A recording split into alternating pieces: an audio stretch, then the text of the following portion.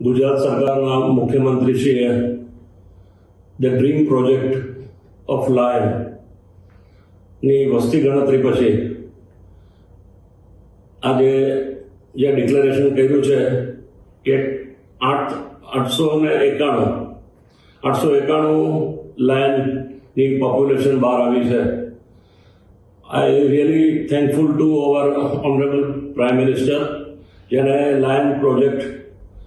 Initiative કર્યો આજથી 2 વર્ષ પહેલાં, અને એનું જે આ રિઝલ્ટ છે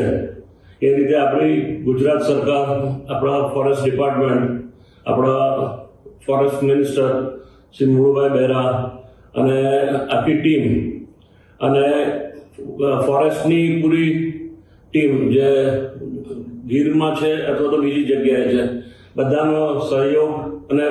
પોતાનો કિંમતી સમય આપી અને આ જે વસ્તી ગણતરીને અંજામ આપ્યો છે એ ખરેખર અભિનંદનને પાત્ર છે.